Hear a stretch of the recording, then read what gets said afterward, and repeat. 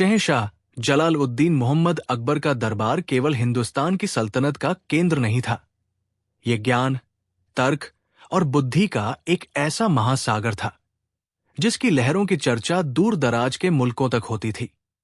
शहंशाह स्वयं ज्ञान के पिपासु थे और उन्हें बौद्धिक चुनौतियां अत्यंत प्रिय थी। उनके दरबार में नवरत्नों की सभा थी, लेकिन सभी जानते थे कि जब बात बुद्धि और हाजिर जवाबी की आती है तो राजा बीरबल का कोई सानी नहीं था।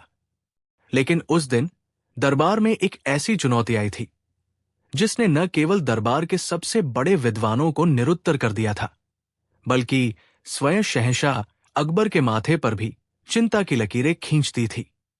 यह सब शुरू हुआ एक विद्वान मेहमान के आगमन से। सुदूर दक्षिण के एक महान ज्ञानपीठ से एक प्रकांड विद्वान, जिनका नाम आचार्य प्रज्ञानंद था, मुगल दरबार की ख्याति सुनकर आगरा आए थे। आचार्य प्रज्ञानंद कोई साधारण विद्वान नहीं थे। उनकी प्रसिद्धि थी कि वो अपने तर्कों से बड़े बड़े ज्ञानियों को मौन करा देते थे और उनके पास ऐसे ऐसे सवाल थे जिनका जवाब दुनिया के किसी कोने में नहीं था। जब वो शहंशाह के दरबार में उपस्थित हुए तो उनका व्यक्तित्व देखने लायक था। श्वेत वस्त्रों में सज्जित, ललाट पर चंदन का लेप और आंखों में ज्ञान का ऐसा तेज कि कोई उनसे नजर न मिला पाए। उन्होंने शहंशाह को भारतीय परंपरा के अनुसार अभिवादन किया और फिर अपनी यात्रा का उद्देश्य बताया। हे महान शहंशाह, आचार्य प्रज्ञानंद ने अपनी गहरी और प्रभावशाली आवाज में कहा, मैंने आपकी और आपके दरबार की बुद्धिमानी के बहुत चर्चे सुने हैं। मैंने सुना है कि आपके पास ऐसे ऐसे रत्न हैं जिनका ज्ञान सूर्य के प्रकाश के समान है। मैं एक साधक हूं, ज्ञान का खोजी। मैं पूरे देश में घूमकर केवल एक प्रश्न का उत्तर खोज रहा हूं। अकबर प्रभावित हुए। आइए महान आचार्य, आपका हमारे दरबार में स्वागत है। हम आपकी ज्ञान की प्यास बुझाने का हर संभव प्रयास करेंगे। पूछिए, आपका क्या प्रश्न है? आचार्य प्रज्ञानंद मुस्कुराए, एक ऐसी मुस्कान जिसमें विनम्रता कम और चुनौती अधिक थी। शहंशाह, मेरा प्रश्न नहीं है, मेरे पास एक चुनौती है, एक पहेली। मेरे पास एक ऐसा सवाल है जिसका जवाब आज तक दुनिया का कोई विद्वान, कोई राजा, कोई संत मैं नहीं दे सका। मैं आपके दरबार में वही सवाल पूछना चाहता हूं। उन्होंने एक छोटी सी मखमली थैली आगे बढ़ाई। मेरी शर्त यह है कि यदि आपके दरबार में कोई भी मेरे सवाल का जवाब हाफ में दे सका तो मेरे पास जो भी धन, ज्ञान और दुर्लभ पांडुलिपियां है, मैं सब कुछ आपके चरणों में अर्पित कर दूंगा और जीवन भर के लिए आपका शिष्य बन जाऊंगा। लेकिन यदि आपका दरबार असफल रहा तो आपको पूरी दुनिया के सामने यह स्वीकार करना होगा कि उत्तर भारत का ज्ञान दक्षिण के तर्क के सामने अधूरा है। ये एक बहुत बड़ी चुनौती थी। ये अब केवल एक सवाल जवाब का खेल नहीं, बल्कि पूरी सल्तनत और देश की प्रतिष्ठा का सवाल था। दरबार में सन्नाटा छा गया। अकबर ने अपने नवरत्नों और मुख्य सलाहकारों की ओर देखा। उनके चेहरों पर आत्मविश्वास की जगह असमंजस था। हमें आपकी चुनौती स्वीकार है, अकबर ने दृढ़ता से कहा। उन्हें बीरबल पर पूरा भरोसा था। पूछिए अपना सवाल। आचार्य प्रज्ञानंद ने पूरे दरबार पर एक विजयी नजर डाली और अपनी आवाज में रहस्य घोलते हुए पूछा, तो बताइए, हे हिंदुस्तान के ज्ञानियों, ऐसा कौन सा सवाल है जिसका जवाब हमें नहीं दिया जा सकता? यह सवाल नहीं, बल्कि सवालों का एक मायाजाल था। एक ऐसा सवाल ढूंढना था जिसका जवाब ही न हो सके। दरबार में बैठे सभी विद्वान सोच में पड़ गए। ये तो तर्क की उल्टी गंगा बहाने जैसा था। सबसे पहले दरबार के मुख्य काजी, जो इस्लामी कानून और तर्कशास्त्र के ज्ञाता थे, ने प्रयास किया। शायद वो सवाल है, क्या तुम झूठे हो? अगर कोई कहता है तो वो सच्चा हो जाता है, और अगर न कहता है तो भी विरोधाभास होता है। आचार्य प्रज्ञानंद ने सिर हिला दिया। ये भाषा का एक खेल है, काजी साहब, एक तार्किक विरोधाभास। लेकिन इसका जवाब हाँ या ना में दिया जा सकता है, भले ही वो विरोधाभासी हो। मेरा सवाल ऐसा होना चाहिए जिसका जवाब हां कहना शारीरिक या तार्किक रूप से असंभव हो। इसके बाद दरबार के खगोल शास्त्री ने प्रयास किया। शायद सवाल यह है, क्या तुम सर्वशक्तिमान हो? कोई भी इंसान इसका जवाब हां में नहीं दे सकता। यह भी गलत है। आचार्य प्रज्ञानंद ने कहा, कोई व्यक्ति अहंकार में या भ्रम में खुद को सर्वशक्तिमान मानकर हां कह सकता है। जवाब झूठा होगा, लेकिन हां कहना संभव तो है। मुझे एक ऐसा सवाल चाहिए जिसका जवाब हां दिया ही न जा सके, चाहे व्यक्ति सच्चा हो या झूठा। एक एक करके कई दरबारियों ने प्रयास किया। किसी ने कहा, सवाल है, क्या तुम मर चुके हो? तो किसी ने कहा, सवाल है, क्या तुम कुछ नहीं जानते? हर जवाब को आचार्य प्रज्ञानंद अपनी तीखी तर्क शक्ति से काट देते। वो बताते कि कैसे एक पागल, एक शराबी या एक झूठा व्यक्ति इनमें से किसी भी सवाल का जवाब हां में दे सकता है, भले ही वो सच न हो। दरबार की प्रतिष्ठा दांव पर लगी थी।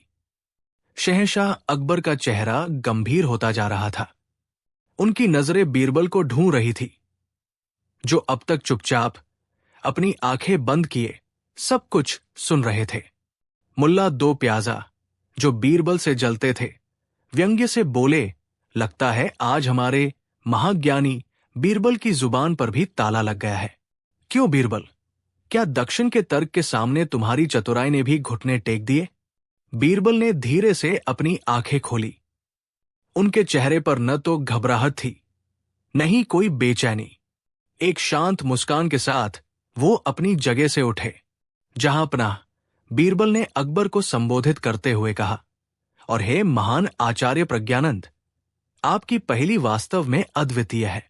ये ज्ञान के सागर में एक गहरे मोती की तरह है, जिसे निकालने के लिए डुबकी लगानी होगी। मैं इसका उत्तर देने का प्रयास करना चाहता हूं, लेकिन मुझे 24 घंटे का समय चाहिए। आचार्य प्रज्ञानंद मुस्कुराए। जरूर, आप चाहें तो 1 वर्ष का समय ले ले, लेकिन याद रखिएगा, जवाब ऐसा होना चाहिए जिसे कोई भी किसी भी परिस्थिति में हां में न दे सके। अकबर ने बीरबल को अनुमति दे दी। दरबार उस दिन के लिए स्थगित कर दिया गया, लेकिन पूरे आगरा में यह खबर आग की तरह फैल गई। हर कोई यही चर्चा कर रहा था। बीरबल के प्रतिद्वंद्वी खुश थे। उन्हें लग रहा था कि बीरबल पहली बार फंसे हैं और कल वो कोई बहाना बनाकर अपनी हार मान लेंगे। अगले दिन दरबार में तिल रखने की भी जगह नहीं थी। आम जनता भी इस ऐतिहासिक क्षण का गवाह बनने के लिए जमा हो गई थी। आचार्य प्रज्ञानंद अपने स्थान पर आत्मविश्वास से बैठे थे। शहंशाह अकबर के चेहरे पर उम्मीद और चिंता का मिलाजुला भाव था। तभी बीरबल ने दरबार में प्रवेश किया। वो अकेले नहीं थे। उनके साथ उनका एक सेवक था, जिसके हाथ में एक मखमली तकिया था। बीरबल ने आकर शहंशाह को प्रणाम किया और फिर आचार्य प्रज्ञानंद की ओर मुड़े। महान आचार्य, बीरबल ने कहा, मैंने आपकी पहेली पर बहुत विचार किया और मुझे वो सवाल मिल गया है। पूरे दरबार ने अपनी सांसें रोक ली। बीरबल ने आगे कहा, लेकिन ऐसे महान सवाल का जवाब सिर्फ शब्दों से नहीं, बल्कि कर्म से दिया जाना चाहिए। मैं आपके सामने उस सवाल का एक प्रदर्शन प्रस्तुत करना चाहता हूं। आचार्य प्रज्ञानंद ने सहमति में सिर हिलाया। बीरबल अपने सेवक के साथ दरबार के बीचों बीच गए। उन्होंने सेवक को जमीन पर लेटने का आदेश दिया। सेवक जमीन पर लेट गया। बीरबल ने उसके सिर के नीचे वो मखमली तकिया रख दिया और उसे आंखें बंद करके सोने का नाटक करने को कहा। सेवक ने वैसा ही किया। वो जमीन पर आराम से लेटा हुआ था, आंखें बंद थी और वो गहरी नींद में होने का अभिनय कर रहा था। अब बीरबल आचार्य प्रज्ञानंद के पास गए। हे आचार्य, मैं आपसे अनुरोध करता हूं कि आप मेरे साथ आएं और इस सोते हुए व्यक्ति से मेरे द्वारा बताया गया प्रश्न पूछें। आचार्य प्रज्ञानंद और अकबर दोनों हैरान थे, लेकिन वे बीरबल के साथ उस लेटे हुए सेवक के पास गए। पूरा दरबार ये अजीब नाटक देख रहा था। बीरबल ने आचार्य प्रज्ञानंद के कान में धीरे से कुछ कहा। आचार्य के चेहरे पर एक क्षण के लिए आश्चर्य का भाव आया और फिर वो उस लेटे हुए सेवक पर झुके। आचार्य प्रज्ञानंद ने जोर से पूछा, भाई, क्या तुम सो रहे हो? वो सेवक, जो सोने का नाटक कर रहा था, तुरंत अपनी एक आंख खोली और बोला, नहीं, मैं तो जाग रहा हूं। बीरबल मुस्कुराए। उन्होंने आचार्य से कहा, अब यही सवाल आप शहंशाह से पूछिए। आचार्य ने अकबर से पूछा, जहां पनाह, क्या आप सो रहे हैं? अकबर, जो पूरी तरह जागे हुए थे, हंसकर बोले, नहीं, बिल्कुल नहीं। अब बीरबल पूरे दरबार की ओर मुड़े और ऊंची आवाज में बोले, हे हिंदुस्तान के लोगों और महान आचार्य, आपको आपका जवाब मिल गया है। वो सवाल जिसका जवाब कोई भी किसी भी परिस्थिति में हाथ में नहीं दे सकता। वो सवाल है, क्या आप सो रहे हैं? एक पल के लिए पूरे दरबार में गहरा सन्नाटा छा गया। लोग इस सरल से जवाब का गहरा मतलब समझने की कोशिश कर रहे थे। फिर बीरबल ने समझाना शुरू किया। सोचिए, बीरबल ने कहा, अगर कोई व्यक्ति सचमुच गहरी नींद में सो रहा है तो वो आपके सवाल को सुन ही नहीं सकता, और अगर वो सुन नहीं सकता तो वो जवाब कैसे देगा? इस स्थिति में हां कहना तो दूर, वो कुछ भी नहीं कह सकता। और दूसरी स्थिति, बीरबल ने अपनी बात जारी रखी, अगर कोई व्यक्ति आपके सवाल को सुन लेता है और जवाब देने की स्थिति में होता है तो इसका सीधा सा मतलब है कि वो जागा हुआ है या कम से कम अर्धनिद्रा में है। और कोई भी व्यक्ति जो जागा हुआ है वो इस सवाल का जवाब हाँ में कैसे दे सकता है? अगर वो कहता है तो वो झूठ बोल रहा होगा, क्योंकि जवाब देने की क्रिया ही उसके जागे होने का प्रमाण है। उसे सच बोलने के लिए नहीं ही कहना पड़ेगा। तो निष्कर्ष ये है, बीरबल ने अपनी बात समाप्त करते हुए कहा कि जो व्यक्ति सो रहा है वो जवाब नहीं दे सकता, और जो व्यक्ति जवाब दे सकता है वो सो नहीं रहा है। इसलिए क्या आप सो रहे हैं? एक ऐसा सवाल है जिसका जवाब कोई भी व्यक्ति कभी भी किसी भी परिस्थिति में ईमानदारी से हां में नहीं दे सकता। हां कहना अपने आप में एक विरोधाभास है। बीरबल की ये व्याख्या सुनकर पूरे दरबार में जैसे ज्ञान का एक विस्फोट हुआ। इतना सरल, इतना तार्किक और इतना अकाट्य जवाब लोगों ने कभी सोचा भी नहीं था कि इस जटिल पहेली का हल इतना सीधा साधा हो सकता है। आचार्य प्रज्ञानंद अपनी जगह पर मूर्ति की तरह खड़े थे। उनके चेहरे पर हार का भाव नहीं, बल्कि गहरा आश्चर्य और सम्मान था। उन्होंने एक ऐसे जवाब की कल्पना भी नहीं की थी जो भाषा के खेल से परे मानवीय अस्तित्व की एक मौलिक सच्चाई पर आधारित हो। उन्होंने आगे बढ़कर बीरबल के सामने अपना सिर झुका दिया। मैं अपनी हार स्वीकार करता हूं, राजा बीरबल। आचार्य प्रज्ञानंद ने कहा, आज आपने मुझे सिखाया है कि सबसे गहरा ज्ञान सबसे जटिल तर्कों में नहीं, बल्कि सबसे सरल सत्यों में छिपा होता है। मैं जीवन भर आपका और इस दरबार की बुद्धिमत्ता का ऋणी रहूंगा। शहंशाह अकबर अपनी सिंहासन से उठे और गर्व से बीरबल को गले लगा लिया। पूरा दरबार राजा बीरबल की जय के नारों से गूंज उठा। मुल्ला दो प्याजा और बीरबल के अन्य प्रतिद्वंद्वियों के सिर शर्म से झुके हुए थे। उस दिन के बाद ये कहानी हमेशा के लिए इतिहास में दर्ज हो गई। ये सिर्फ एक सवाल का जवाब नहीं था, बल्कि ये एक सबक था कि कभी कभी सबसे मुश्किल समस्याओं का हल हमारी आंखों के ठीक सामने होता है। बस उसे देखने के लिए बीरबल जैसी पारखी नजर की जरूरत होती है। कहानी 2। शहंशाह जलालुद्दीन मोहम्मद अकबर सिर्फ एक महान शासक ही नहीं थे, बल्कि उनके शौक भी शाही थे। उन्हें बेहतरीन घोड़ों से बेइंतहा मोहब्बत थी। उनके अस्तबल में दुनिया के कोने कोने से लाए गए एक से बढ़कर एक नायाब घोड़े थे, लेकिन उन सब में बादल उनकी जान था। बादल जितना खूबसूरत था, उतना ही फुर्तीला भी। जब वो दौड़ता तो लगता था जैसे उसके पैर जमीन को नहीं छू रहे, बल्कि वो हवा में उड़ रहा हो। उस शाम शहंशाह बादल की सवारी करके लौटे तो उनका मन प्रसन्नता से भरा हुआ था। दरबार में पहुंचकर भी वो बादल के ही गुण गाते रहे। वाह, क्या घोड़ा है! अकबर ने अपने सिंहासन पर बैठते हुए कहा। आज बादल जिस तरह दौड़ा है, मुझे यकीन है कि पूरी दुनिया में उससे बेहतर कोई घोड़ा नहीं है। उसकी समझदारी तो देखो, मेरे मन की बात बिना कहे ही समझ जाता है।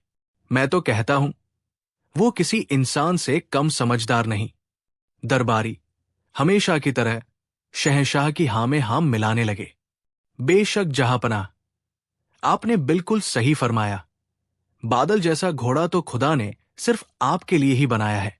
ऐसी आवाजें चारों ओर से आने लगी। लेकिन बीरबल, जो हमेशा की तरह अकबर के पास ही खड़े थे, चुपचाप मुस्कुरा रहे थे। उनकी इस रहस्यमयी मुस्कान को अकबर ने भांप लिया।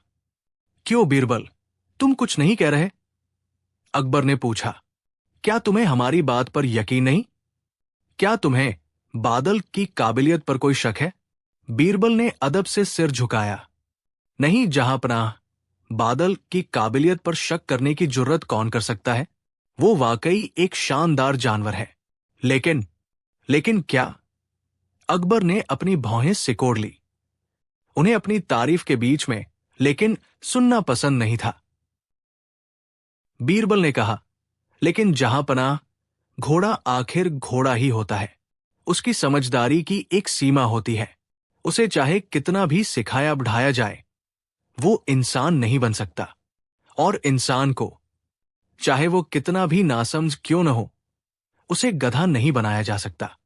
बीरबल की ये बात अकबर को तीर की तरह चुभ गई। उन्हें लगा कि बीरबल ने उनकी बात काटकर उनका अपमान किया है। उनके चेहरे का रंग बदल गया। क्या मतलब है तुम्हारा, बीरबल? अकबर की आवाज में गुस्सा था। क्या तुम ये कहना चाहते हो कि हम घोड़ों और इंसानों में फर्क नहीं समझते? तुम हमारी समझ पर सवाल उठा रहे हो? मुल्ला दो प्याजा और बीरबल के अन्य प्रतिद्वंद्वी दरबारियों को तो जैसे मुंह मांगी मुराद मिल गई। उन्हें बीरबल को फंसाने का एक सुनहरा मौका दिख रहा था। मुल्ला दो प्याजा ने आग में घी डालते हुए कहा, गुस्ताखी माफ जहांपनाह, लेकिन आज बीरबल हद से आगे बढ़ गए हैं।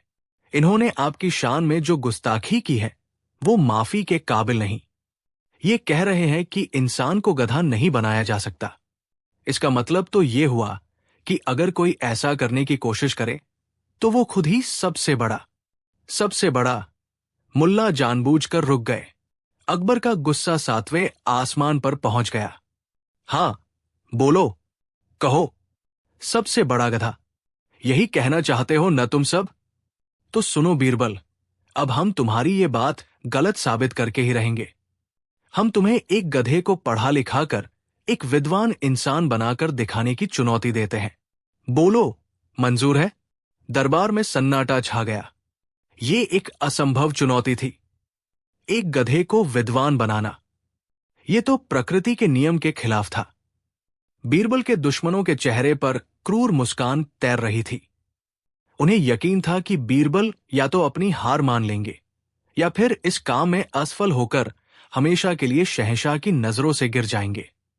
बीरबल जानते थे कि वो शहंशाह के गुस्से और दरबारियों की ईर्ष्या के जाल में फंस चुके हैं, लेकिन उन्होंने अपना संयम नहीं खोया।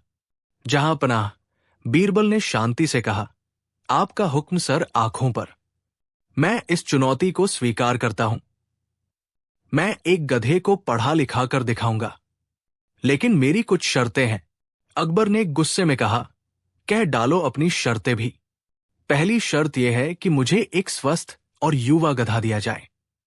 दूसरी, मुझे उस गधे को प्रशिक्षित करने के लिए एक अलग, एकांत जगह और सारे जरूरी सामान मुहैया कराए जाएं।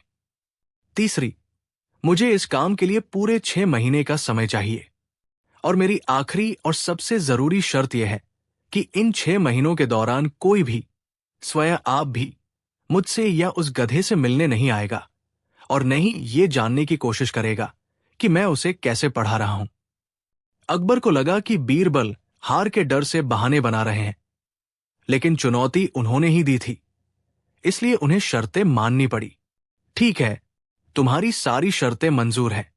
तुम्हें आज ही शहर का सबसे अच्छा गधा और शाही खजाने से 5,000 सोने की अशर्फियां दी जाएंगी। जाओ और 6 महीने बाद उस पढ़े लिखे गधे के साथ ही अपनी सूरत हमें दिखाना।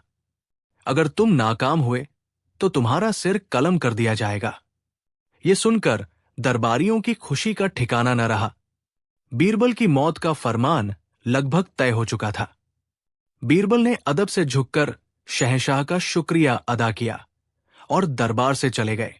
उन्हें एक शानदार गधा, अशर्फियों की थैली और शहर के बाहर एक बड़ी सी हवेली दे दी गई। दिन बीतने लगे, हफ्ते गुजरे और फिर महीने। आगरा में हर तरफ यही चर्चा थी कि बीरबल क्या कर रहे होंगे। उनके दुश्मन हर रोज ये कल्पना करके खुश होते कि कैसे बीरबल उस गधे के आगे किताबें रखकर अपना सिर पीट रहे होंगे। पूरे 6 महीने बीत गए। जिस दिन बीरबल को दरबार में हाजिर होना था, उस दिन दीवान-ए-आम लोगों से खचाखच भरा हुआ था। हर कोई उस पढ़े लिखे गधे को देखने के लिए बेताब था। शहंशाह अकबर भी सिंहासन पर विराजमान थे। उनके चेहरे पर जिज्ञासा और क्रोध का मिलाजुला भाव था।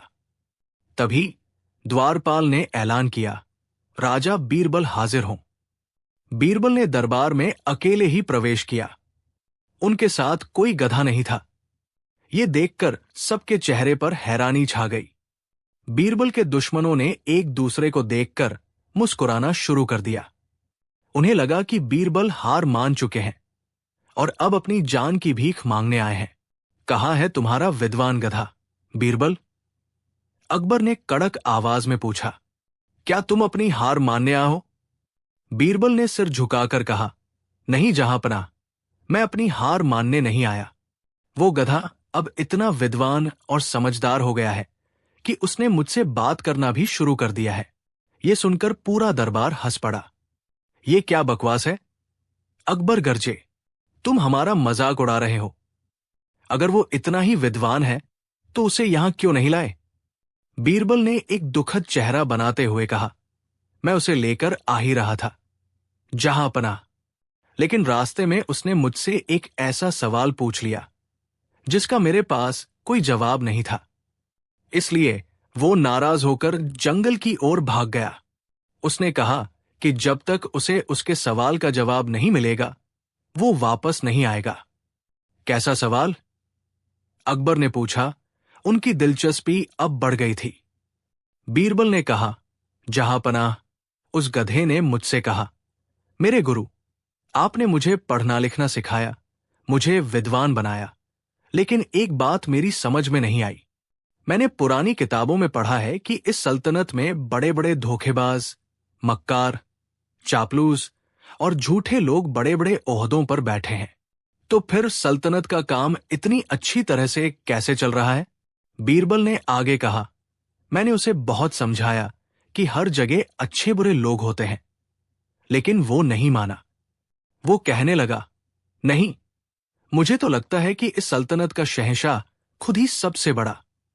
इतना कहकर वो गधा रुक गया और मेरी तरफ देखने लगा। दरबार में अब कानाफूसी होने लगी। सभी दरबारी एक दूसरे को शक की नजर से देखने लगे। अकबर ने बेचैन होकर पूछा, सबसे बड़ा क्या? बोलो बीरबल। बीरबल ने कहा, जहांपनाह, मैं ये शब्द अपनी जुबान से कैसे कह सकता हूं? उस जानवर ने आपके लिए जो शब्द इस्तेमाल करने की जुर्रत की। उसने कहा, मुझे तो लगता है कि शहंशाह खुद ही सबसे बड़ा गधा है जो ऐसे लोगों को अपने आसपास रखे हुए है। ये सुनते ही पूरे दरबार में जैसे बम फट गया हो। सन्नाटा छा गया। शहंशाह अकबर का चेहरा गुस्से और शर्मिंदगी से तमतमा उठा। बीरबल के दुश्मनों को लगा कि अब तो बीरबल की मौत पक्की है। उसने शहंशाह को ही गधा कह दिया था। लेकिन बीरबल ने अपनी बात पूरी नहीं की थी। वो शहंशाह के कदमों में बैठ गए और बोले, जहांपनाह, मैं उस नासमझ जानवर को क्या जवाब देता? मैं जानता हूं कि आप इस सल्तनत के सबसे बुद्धिमान और पारखी इंसान हैं। आप इन चापलूसों के असली चेहरे को पहचानते हैं, लेकिन फिर भी अपनी महानता के कारण इन्हें बर्दाश्त करते हैं। मैंने उस गधे को यही समझाने की कोशिश की, लेकिन उसकी मोटी बुद्धि में ये बात नहीं घुसी और वो भाग गया। मैं नाकाम हो गया। जहां पना, आप मुझे जो चाहे सजा दे सकते हैं। अब खेल पूरी तरह पलट चुका था। बीरबल ने बड़ी ही चतुराई से गधे की बात कहकर अपना संदेश शहंशाह तक पहुंचा दिया था। उन्होंने अकबर को गधा नहीं कहा था, बल्कि ये बताया था कि एक पढ़ा लिखा गधा भी चापलूस दरबारियों को पहचान सकता है, तो शहंशाह क्यों नहीं। उन्होंने एक ही तीर से दो निशाने साधे थे, अपनी जान भी बचा ली थी और अपने दुश्मनों को शहंशाह की नजरों में गिरा भी दिया था। शहंशाह अकबर बीरबल की इस असाधारण बुद्धिमानी को देख रहे थे। उनका गुस्सा अब हंसी में बदल रहा था। वो समझ गए थे कि बीरबल ने उन्हें कोई गधा नहीं पढ़ाया, बल्कि उन 5,000 अशरफियों से अपने घर का खर्च चलाया और 6 महीने आराम किया। लेकिन इस दौरान उन्होंने शहंशाह को और पूरे दरबार को एक ऐसा सबक सिखाया था जो कोई किताब नहीं सिखा सकती थी। अकबर ने जोर से ठहाका लगाया। उनकी हंसी से पूरा दरबार गूंज उठा। बीरबल के दुश्मन समझ नहीं पा रहे थे कि ये क्या हो रहा है। उठो बीरबल, अकबर ने कहा, तुम नाकाम नहीं बल्कि कामयाब हुए हो। तुमने उस गधे को तो नहीं पढ़ाया, लेकिन तुमने हम सबकी आंखें खोल दी है। तुमने साबित कर दिया कि एक बुद्धिमान इंसान की सोहबत में रहकर एक गधा भी समझदारी की बातें सोच सकता है, लेकिन मूर्खों और चापलूसों की सोहबत में रहकर एक इंसान भी गधा बन सकता है। उन्होंने मुल्ला दो प्याजा और बाकी दरबारियों की ओर घूर कर देखा। और रही बात तुम्हारे सिर कलम करने की, तो हम तुम्हें सजा नहीं बल्कि इनाम देंगे।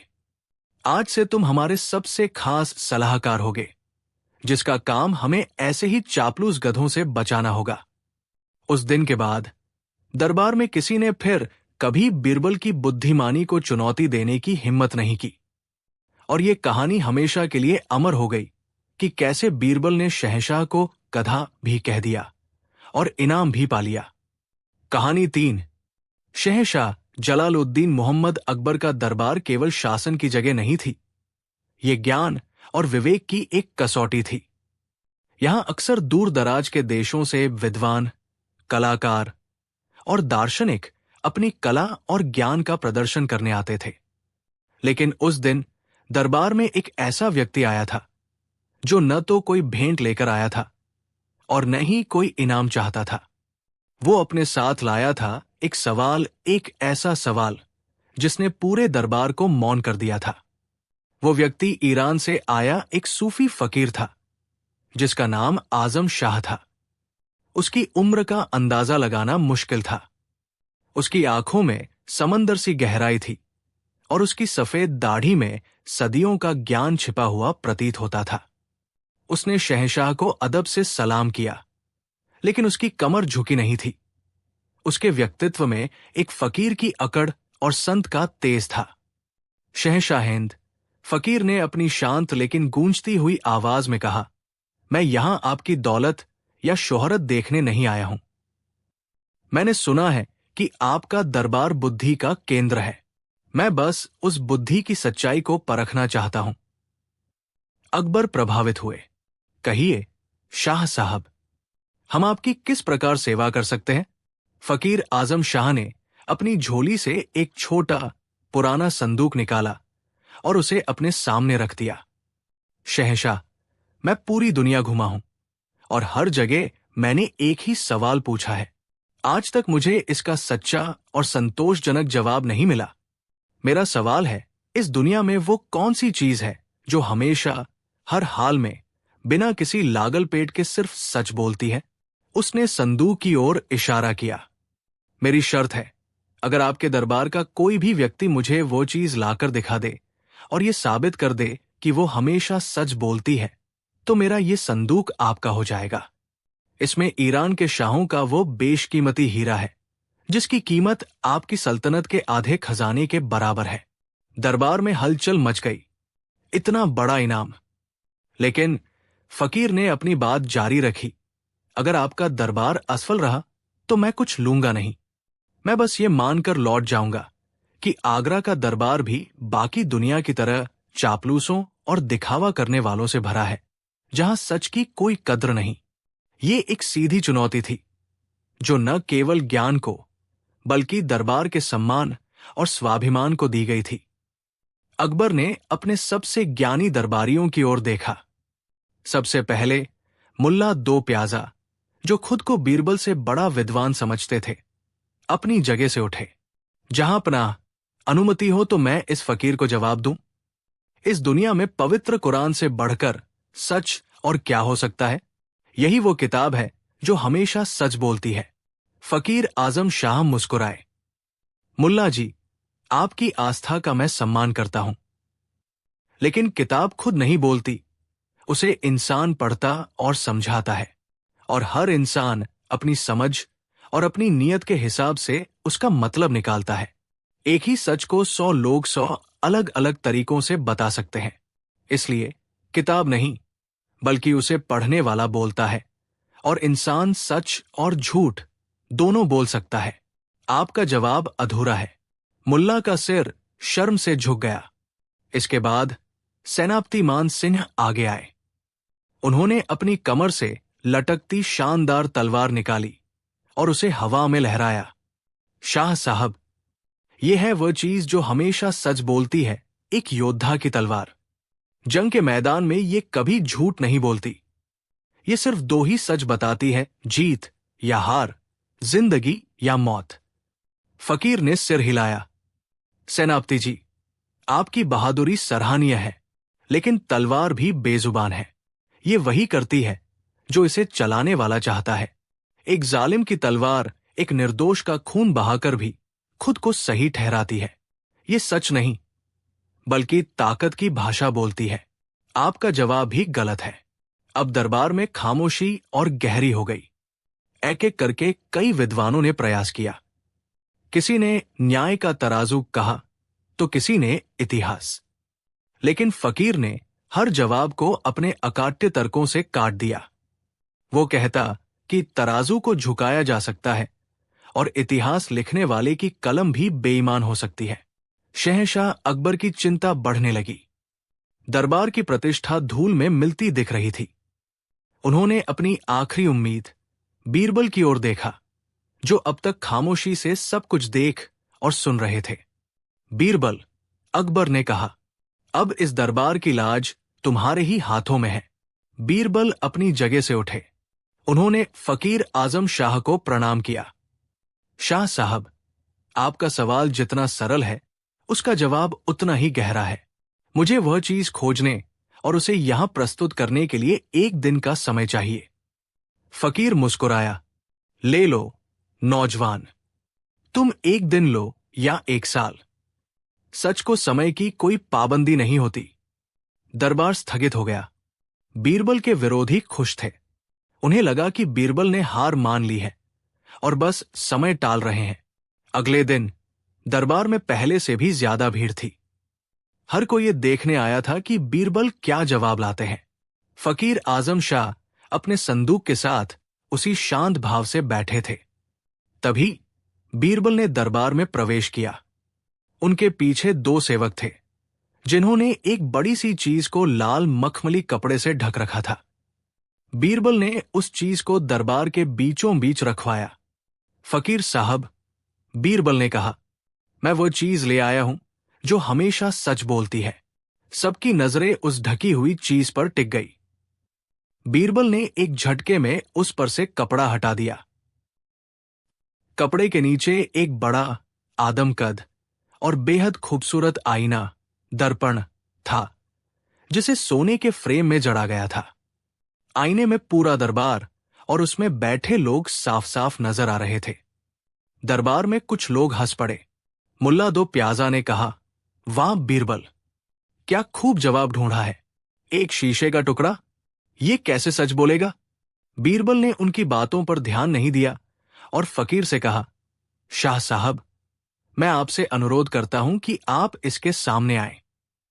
फकीर आजम शाह उस आईने के सामने आकर खड़े हो गए। आईने में उनका अक्स साफ दिखाई दे रहा था। उनकी सफेद दाढ़ी, उनकी गहरी आंखें, उनके कपड़ों की हर एक सिलवट। बीरबल ने समझाना शुरू किया, शाह साहब, ये आईना है, ये कभी झूठ नहीं बोलता। अगर आप सुंदर हैं तो ये आपको सुंदर दिखाएगा। अगर आपके चेहरे पर कोई दाग है तो ये उसे भी बिना छिपाए दिखाएगा। ये किसी राजा को देखकर उसे और महान नहीं बताता, और न ही किसी गरीब को देखकर उसका मजाक उड़ाता है। ये वही दिखाता है जो है। बीरबल ने आगे कहा, ये चापलूसी नहीं करता। अगर शहंशाह इसके सामने खड़े होंगे तो ये उन्हें एक इंसान के रूप में ही दिखाएगा, उनके ताज और तख्त के साथ। ये उनकी उम्र, उनके चेहरे की झुर्रियों को नहीं छिपाएगा। ये चापलूसी करने वाले दरबारियों की तरह नहीं है जो हर बात में हाँ हुजूर कहते हैं। ये किसी से डरता नहीं है। बीरबल की आवाज में एक दृढ़ता थी। अगर एक खूंखार डाकू भी इसके सामने खड़ा हो जाए तो ये उसकी क्रूरता को वैसा का वैसा ही दिखाएगा। ये अपनी जान बचाने के लिए झूठ नहीं बोलेगा। ये बेजुबान है, लेकिन इसकी खामोशी दुनिया के हर शोर से ज्यादा सच्ची है। फकीर आजम शाह की आंखों में एक चमक आई। वो बीरबल के तर्क की गहराई को समझ रहे थे। लेकिन बीरबल यही नहीं रुके। उन्होंने अपने सेवकों को एक और आईना लाने का इशारा किया। इस बार ये एक छोटा, साधारण सा, बिना किसी फ्रेम का आईना था। बीरबल ने वो छोटा आईना शहंशाह अकबर के हाथों में दिया। जहांपनाह, अब आप इस आईने में देखिए। अकबर ने देखा। उन्हें अपना ही चेहरा नजर आया। अब बीरबल ने कहा, फकीर साहब, मैं आपको बताता हूं कि असली सच बोलने वाली चीज क्या है। ये बाहरी आईना तो केवल हमारे शरीर का, हमारी बाहरी दुनिया का सच दिखाता है। लेकिन एक और आईना है जो हर इंसान के अंदर होता है। हम उसे ज़मीर या अंतरात्मा कहते हैं। वो हमारे अंदर का आईना है जो हमेशा सच बोलता है। बीरबल की आवाज अब और गहरी हो गई थी। जब हम कोई अच्छा काम करते हैं तो हमारे अंदर का आईना हमें खुशी और सुकून का सच्चा अक्स दिखाता है।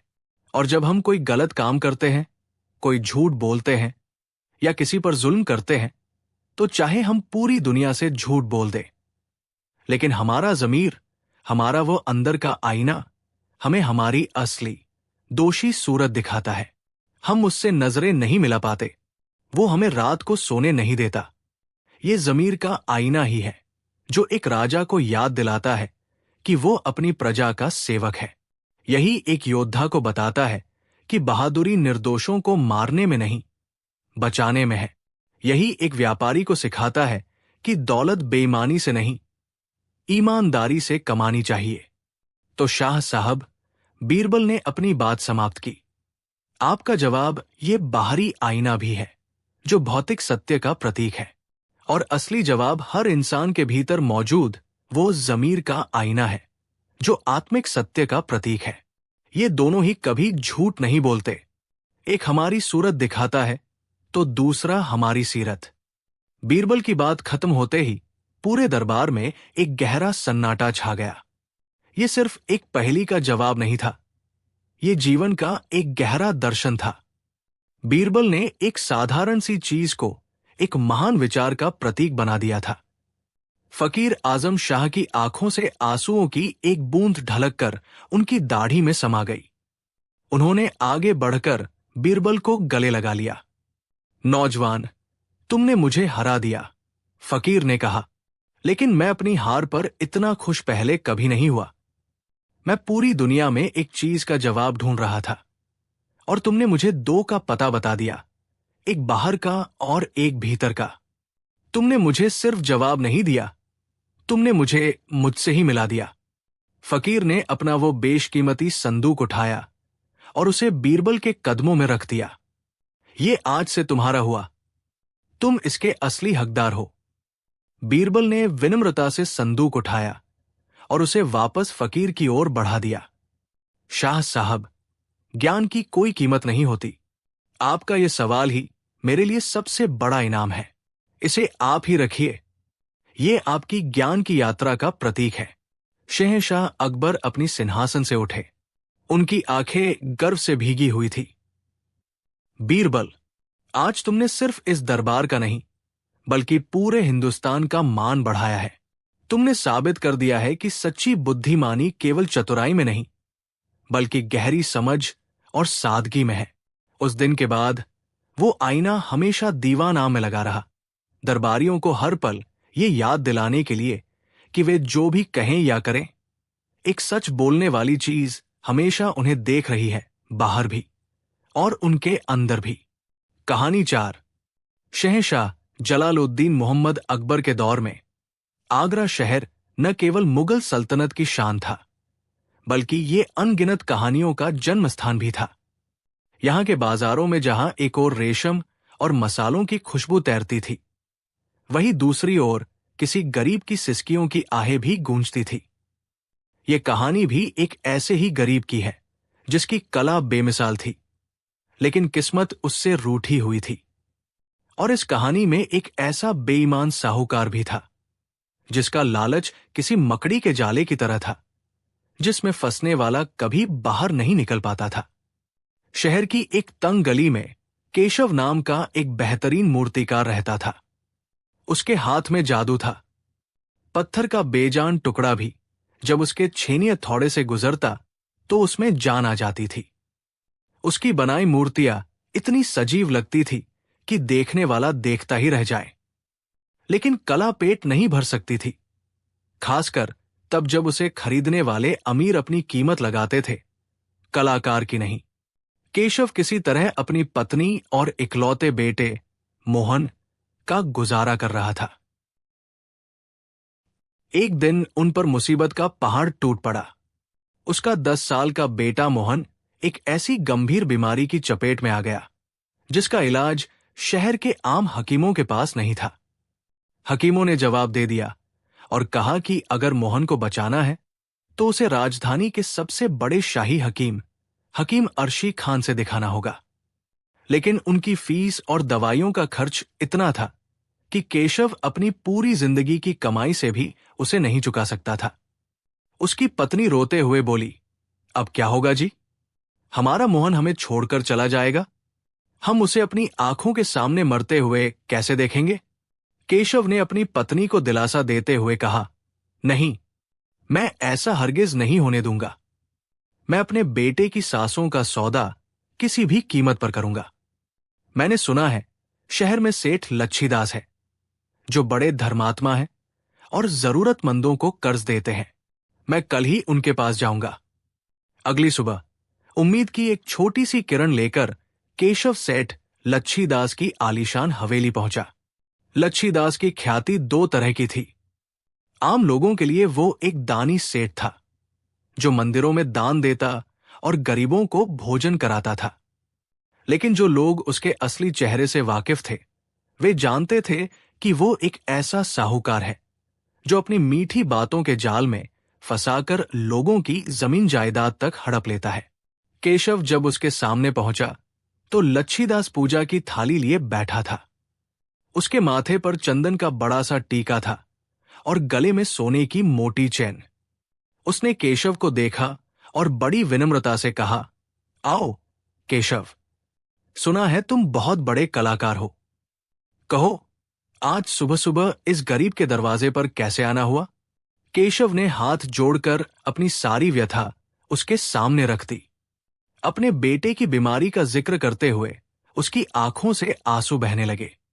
सेठ जी, मुझे 500 सोने की अशर्फियों की जरूरत है।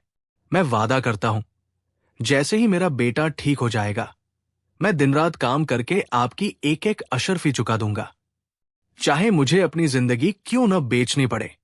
लच्छीदास ने मन ही मन अपनी कुटिल योजना बना ली। उसे केशव के हुनर और उसकी गरीबी दोनों का अंदाजा था। वो जानता था कि ये आदमी अपनी बात का पक्का है और इसी ईमानदारी का फायदा उठाने का उसने फैसला किया। अरे अरे, रोते नहीं हैं, लच्छीदास ने झूठी हमदर्दी दिखाते हुए कहा। बेटा तुम्हारा है तो हमारा भी है। हम तुम्हारी मदद जरूर करेंगे।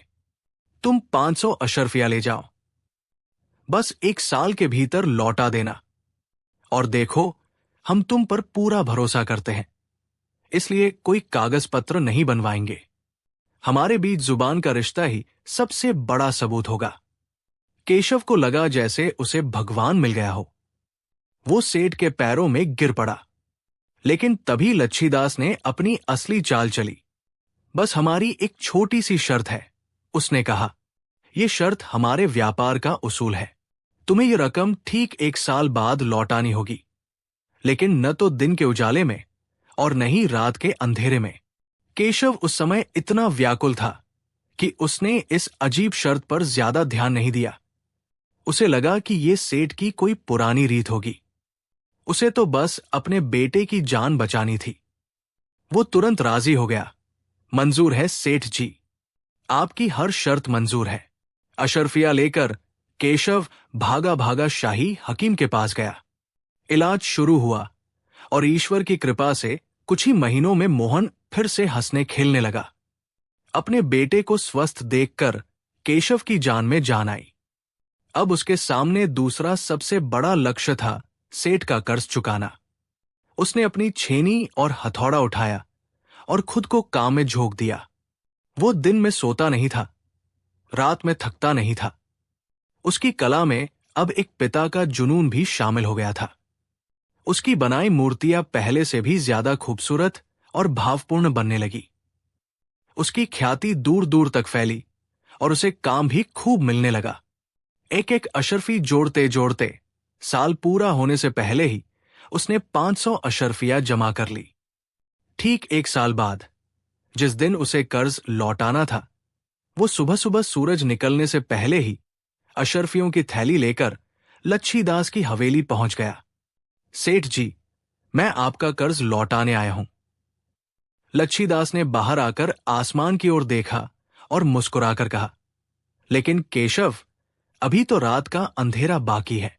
हमारी शर्त थी कि तुम रात के अंधेरे में पैसे नहीं लौटाओगे। जाओ, दिन के उजाले में आना। केशव निराश होकर लौट आया। वो दोपहर में फिर गया। सेठ जी, अब तो दिन का उजाला है। लच्छीदास ने हंसकर कहा, हां, और हमारी शर्त थी कि तुम दिन के उजाले में भी पैसे नहीं लौटाओगे। तुम हमारी शर्त भूल गए क्या? केशव का माथा ठनका। उसे अब उस अजीब शर्त का मतलब समझ में आने लगा था। वो शाम को सूरज ढलने के बाद गया, जब हल्की हल्की रोशनी बाकी थी। लच्छीदास ने फिर वही जवाब दिया, अभी भी दिन का उजाला पूरी तरह खत्म नहीं हुआ है। जब केशव आधी रात को गया तो सेठ ने उसे डांट कर भगा दिया। ये तो घोर अंधेरा है, तुम बार बार हमारी शर्त क्यों तोड़ रहे हो? केशव पूरी तरह टूट गया। उसे समझ आ गया कि लच्छीदास ने उसे एक ऐसे जाल में फंसाया है जिससे निकलना नामुमकिन है। वो कभी भी पैसे नहीं लौटा सकता था, क्योंकि दुनिया में दिन और रात के सिवा कोई तीसरा पहर होता ही नहीं। अगले दिन लच्छीदास अपने 2 लठैतों के साथ केशव की झोपड़ी पर आ धमका। केशव, तुमने अपनी जुबान तोड़ी है। तुम शर्त के मुताबिक मेरा कर्ज नहीं चुका पाए। अब समझौते के अनुसार तुम्हारा ये घर और तुम्हारी ये कार्यशाला आज से मेरी हुई। कल सुबह तक इसे खाली कर देना। केशव उसके पैरों में गिरकर गिड़गिड़ाया, नहीं सेठ जी, ऐसा जुल्म मत कीजिए। ये मेरा घर ही नहीं, मेरी कला का मंदिर भी है। इसके बिना मैं और मेरा परिवार सड़क पर आ जाएंगे। तो तुम्हें शर्त मानने से पहले सोचना चाहिए था। लच्छीदास ने क्रूरता से कहा और वहां से चला गया। हारकर केशव अपनी फरियाद लेकर शहर के कोतवाल और काजी के पास गया, लेकिन हर जगह उसे निराशा ही मिली। कोई लिखित दस्तावेज न होने के कारण और केशव के खुद शर्त मानने की बात स्वीकार करने पर कानून भी उसकी मदद नहीं कर पा रहा था। तब एक बूढ़े सिपाही ने उसे सलाह दी, बेटा, तुम्हारा इंसाफ अब सिर्फ एक ही जगह हो सकता है, शहंशाह अकबर के दरबार में। वहां बीरबल है जो हवा का रुख भी पढ़ लेते हैं। शायद वही तुम्हें इस चक्रव्यूह से निकाल सके। अगले दिन भरे दरबार में शहंशाह अकबर के सामने एक मैला कुचैला, आंखों में आंसू लिए केशव अपनी फरियाद सुना रहा था।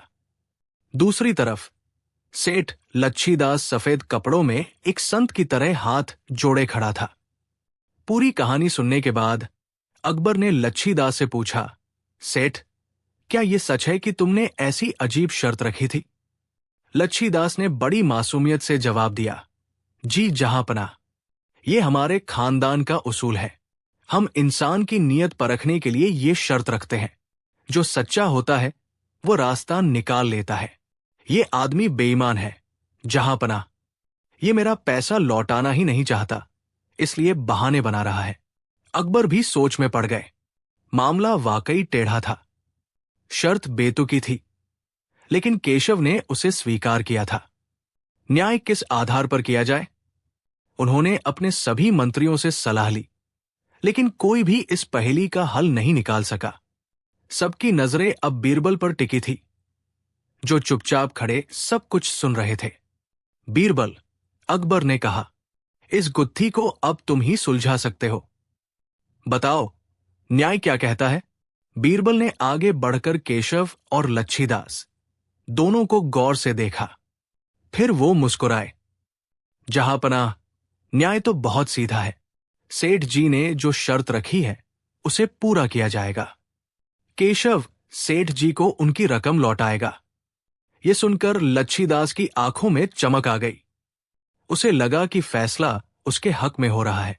बीरबल ने केशव की ओर मुड़कर कहा, केशव, तुम कल अपनी अशर्फियों की थैली लेकर ठीक उसी समय दरबार में आना, जब दिन रात में बदल रहा हो और रात दिन में।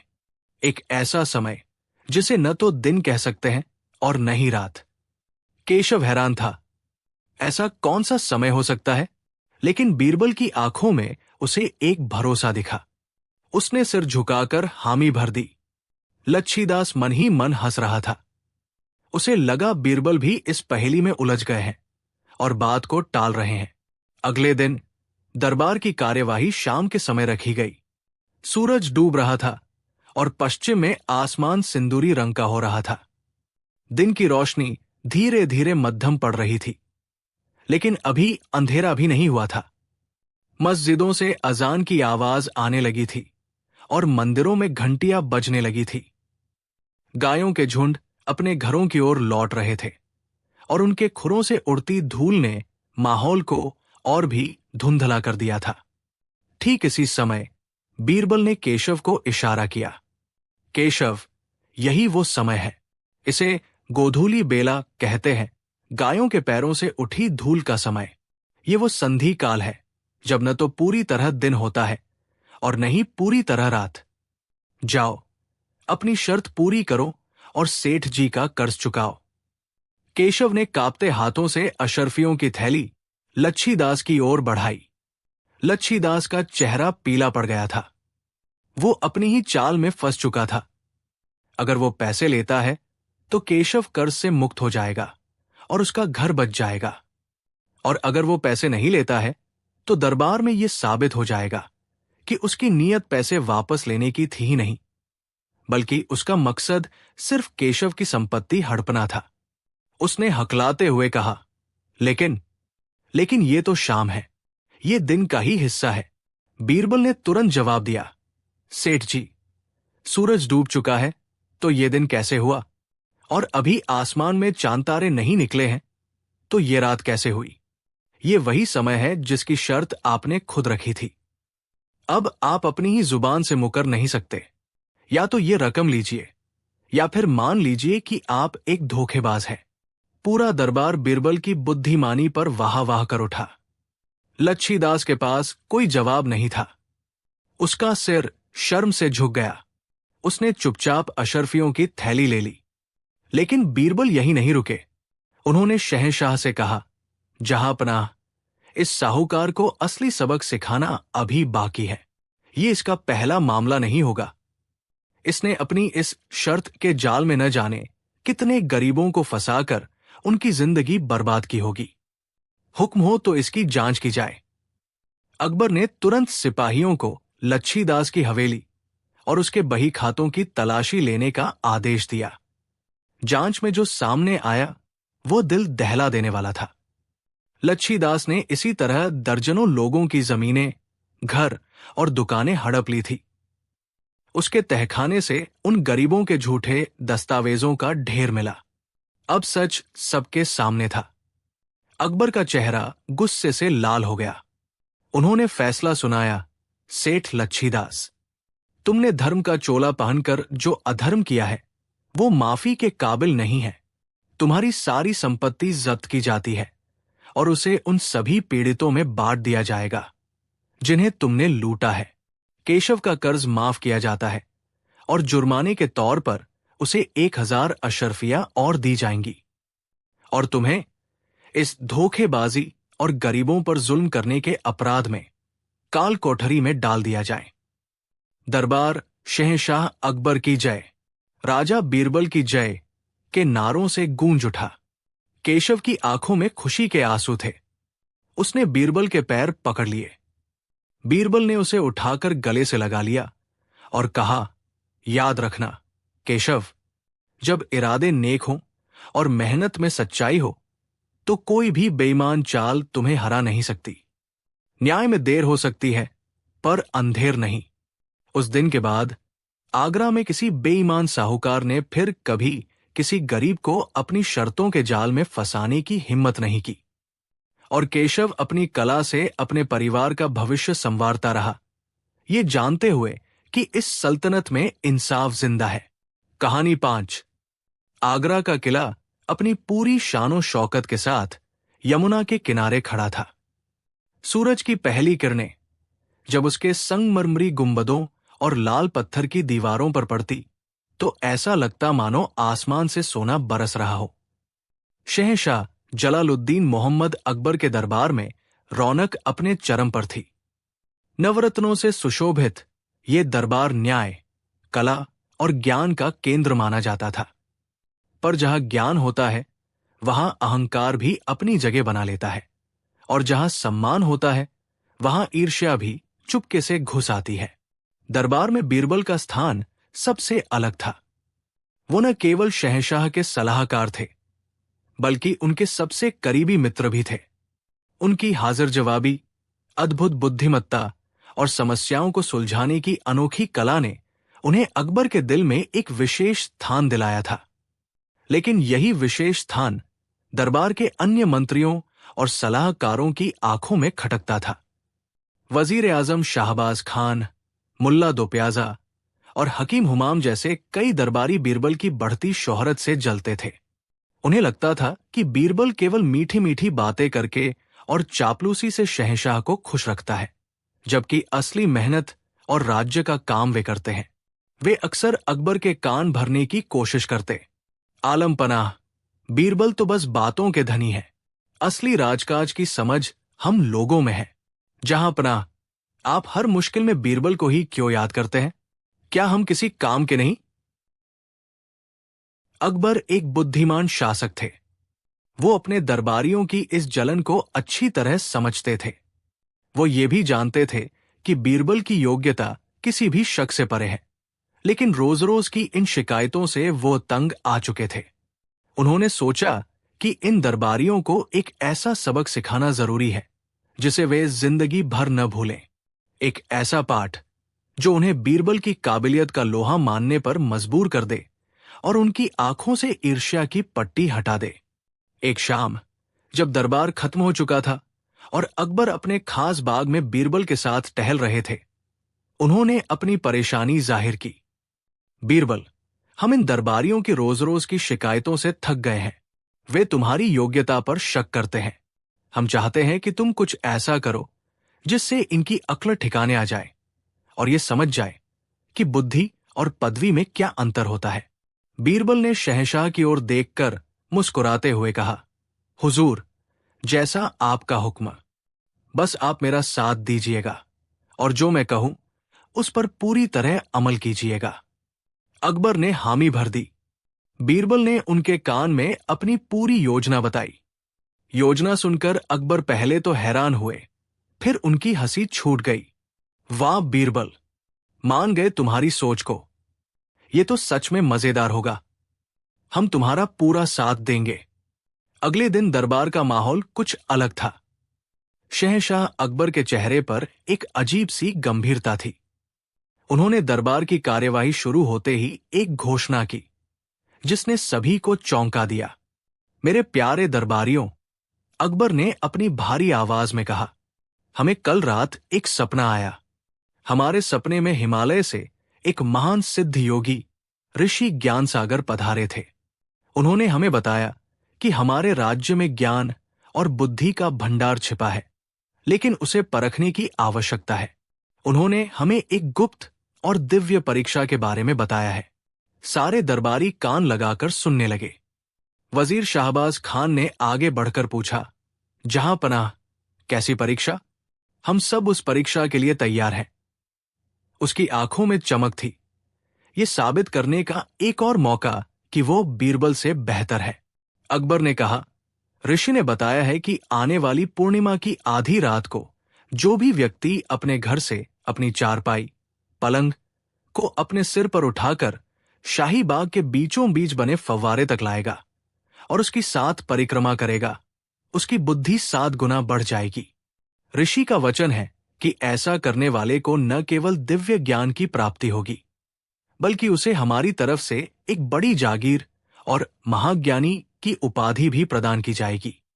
ये सुनते ही दरबार में कानाफूसी शुरू हो गई। अपनी चारपाई सिर पर उठाकर चलना, ये तो बड़ा ही अजीब और हास्यास्पद काम था। कुछ युवा दरबारी हंसने लगे, लेकिन पुराने और अनुभवी मंत्रियों के चेहरे पर लालच और महत्वाकांक्षा की लकीरें खिंच गई। मुल्ला दोप्याजा ने संदेह जताते हुए कहा, आलम पनाह, ये तो बड़ा ही अटपटा कार्य है। क्या ये कोई मजाक तो नहीं? अकबर ने कठोरता का दिखावा करते हुए कहा, मुल्ला जी, ये ऋषि ज्ञानसागर का दिव्य आदेश है, कोई मजाक नहीं। लेकिन इसमें एक शर्त है, ये कार्य पूरी तरह गुप्त रखना होगा। किसी को भी इस बारे में बताना नहीं है। जो व्यक्ति ये कार्य करेगा उसे चुपचाप अकेले ही करना होगा। यदि किसी ने इस रहस्य को उजागर किया तो उसकी बुद्धि बढ़ने की बजाय घट जाएगी और वो हमारे क्रोध का भागी बनेगा। ये सुनकर सब चुप हो गए। अब मामला गंभीर हो गया था। महाज्ञानी की उपाधि, एक बड़ी जागीर और शहंशाह की नजरों में ऊपर उठने का मौका, ये लालच इतना बड़ा था कि उसके सामने चारपाई सिर पर उठाने का काम छोटा लगने लगा। बीरबल, जो अब तक चुपचाप सब सुन रहे थे, खड़े हुए और बोले, हुजूर, ये तो बहुत ही अद्भुत अवसर है, लेकिन मुझे लगता है कि ये सब मेरे बस का नहीं है। मैं तो एक साधारण इंसान हूं। मुझमें इतनी शक्ति कहाँ कि मैं अपनी चारपाई उठाकर चलूं। मैं इस परीक्षा में हिस्सा नहीं लूंगा। बीरबल का यह कहना था कि बाकी दरबारियों की आंखों में चमक आ गई। शाहबाज खान ने मन ही मन सोचा, अच्छा हुआ, कांटा अपने आप रास्ते से हट गया। अब तो महाज्ञानी की उपाधि मुझे ही मिलेगी। बीरबल डर गया, क्योंकि वो जानता है कि उसके पास दिमागी कलाबाजी के अलावा और कुछ नहीं है। सभी दरबारियों ने यही सोचा। उन्हें लगा कि बीरबल शारीरिक मेहनत से डर गया है और ये उनके लिए सुनहरा मौका है। वे सब मन ही मन पूर्णिमा की रात का इंतजार करने लगे। अगले कुछ दिन दरबार का माहौल बड़ा विचित्र रहा। हर कोई एक दूसरे को शक की निगाह से देखता। कोई किसी से उस परीक्षा के बारे में बात नहीं करता, लेकिन सबके चेहरे पर एक रहस्यमयी मुस्कान होती। हर कोई यही सोच रहा था कि वो अकेला ही ये महान कार्य करने जा रहा है और सबसे बड़ा ज्ञानी बनेगा। शाहबाज खान ने अपने घर जाकर सबसे हल्की चारपाई खोजने का आदेश दिया। उसने अपने नौकरों से बांस की एक नई और हल्की चारपाई बनवाई। उसने रात में चुपके से उसे अपने सिर पर रखकर चलने का अभ्यास भी किया। अभ्यास करते हुए वो खुद को महाज्ञानी शाहबाज खान के रूप में कल्पना करके मुस्कुराता। मुल्ला दोप्याजा ने भी अपनी तैयारी शुरू कर दी। उसने अपनी पुरानी खजूर की पत्तियों से बनी चारपाई को चुना, जो वजन में बहुत हल्की थी। हकीम हुमाम ने सोचा कि उन्हें तो वैसे भी रात में जागने की आदत है, ये काम उनके लिए मुश्किल नहीं होगा। दरबार के लगभग 20-25 प्रमुख मंत्री और सलाहकार, जो खुद को बीरबल का प्रतिद्वंद्वी समझते थे, इस मूर्खतापूर्ण दौड़ में शामिल होने के लिए तैयार थे। इस दौरान बीरबल अपना सामान्य जीवन जी रहे थे। वो दरबार आते, अपनी जिम्मेदारियां निभाते और अकबर के साथ हंसी मजाक करते। जब भी कोई दरबारी उनसे मिलता तो वो जानबूझकर पूछता, क्यों बीरबल, पूर्णिमा की रात के लिए कोई खास तैयारी? बीरबल बड़ी मासूमियत से जवाब देते, अरे नहीं खान साहब, हम तो उस रात आराम से सोएंगे। आप लोग ही ज्ञानी हैं, ये सब दिव्य कार्य आप ही करें। उनका ये जवाब सुनकर दरबारियों का विश्वास और पक्का हो जाता कि वे सही रास्ते पर हैं और बीरबल को जानबूझकर अंधेरे में रख रहे हैं। आखिरकार पूर्णिमा की रात आ ही गई। आसमान में चांद अपनी पूरी चमक के साथ खिला हुआ था, मानो वह भी जमीन पर होने वाले इस तमाशे को देखने के लिए उत्साहित हो। रात जैसे जैसे गहरी होती गई, आगरा की गलियां सुनसान हो गई। आधी रात का घंटा बजते ही दरबारियों के घरों में हलचल शुरू हो गई। वजीर शाहबाज खान ने अपनी नई बांस की चारपाई उठाई, उसे किसी तरह अपने सिर पर संतुलित किया और चोरों की तरह दबे पांव अपने घर से निकला। गली में उसे एक और परछाई दिखी, जिसके सिर पर भी कुछ वैसा ही सामान था। अंधेरे में दोनों एक दूसरे को देखकर घबरा गए, लेकिन फिर पहचाना कि एक मुंशी जी है। दोनों ने एक दूसरे को ऐसे देखा मानो कह रहे हों, तुम भी। फिर बिना कुछ बोले अपनी अपनी दिशा में शाही बाग की ओर बढ़ गए। थोड़ी ही देर में आगरा की उन सुनसान सड़कों पर एक अजीब नजारा था। साम्राज्य के सबसे प्रतिष्ठित, अमीर और शक्तिशाली लोग अपने शानदार रेशमी कपड़ों में सिर पर अपनी अपनी चारपाइयां उठाए शाही बाग की ओर बढ़ रहे थे। कोई लड़खड़ा रहा था, कोई हाफ रहा था, किसी की पगड़ी गिर रही थी, तो कोई अपनी चारपाई को संभालने के चक्कर में नाली में गिरने से बच रहा था। हर कोई ये सोच रहा था कि वो अकेला है, लेकिन रास्ते में जब उसे अपने जैसा कोई और ज्ञानी मिलता तो वो मुंह फेर लेता और अपनी चाल तेज कर देता।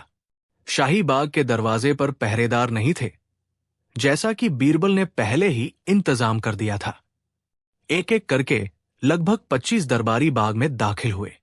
चांदनी रात में बाग की खूबसूरती देखने लायक थी, लेकिन उन ज्ञान के भूखे दरबारियों का ध्यान फूलों और फव्वारों पर नहीं, बल्कि अपनी मंजिल पर था। वे सब फव्वारे के पास पहुंचे। वहां पहुंचकर उन्होंने देखा कि वे अकेले नहीं हैं। लगभग पूरा बीरबल विरोधी गुट वहां मौजूद था। सबके सिर पर एक एक चारपाई। एक पल के लिए सब एक दूसरे को देखकर ठिठक गए। शर्मिंदगी और हैरानी के भाव उनके चेहरों पर साफ दिख रहे थे, लेकिन फिर महाज्ञानी बनने का लालच उन पर हावी हो गया। उन्होंने सोचा, चलो ये सभी आ गए तो क्या हुआ, मैं अपनी परिक्रमा पूरी करूंगा और सबसे बड़ा ज्ञानी बनूंगा। और फिर वो ऐतिहासिक और हास्यास्पद दृश्य शुरू हुआ। मुगल साम्राज्य के सबसे बड़े वजीर, सलाहकार, सेनापति और मंत्री अपने सिर पर चारपाइयां रखे फव्वारे के चारों ओर गोल गोल घूमने लगे। कोई धीरे चल रहा था, कोई तेज, कोई अपनी गिनती भूल रहा था, तो कोई दूसरे से आगे निकलने की होड़ में था। चांदनी रात में उनकी परछाइयां जमीन पर ऐसे नाच रही थी जैसे कोई भूतों की बारात हो। जैसे ही दरबारियों ने अपनी 7वीं और आखिरी परिक्रमा पूरी की और राहत की सांस ली, अचानक बाग के चारों ओर लगी मशालें जल उठीं। पूरा बाग रोशनी से नहा गया। दरबारियों ने चौंक कर देखा, सामने ऊंचे चबूतरे पर शहंशाह अकबर अपने सिंहासन पर विराजमान थे और उनके बगल में बीरबल खड़े मुस्कुरा रहे थे। ये दृश्य देखते ही दरबारियों के होश उड़ गए। उनके हाथों से चारपाइयां जमीन पर धड़ाम से गिरी। उनके चेहरे का रंग उड़ गया। शर्म, अपमान और गुस्से से उनके चेहरे लाल हो गए।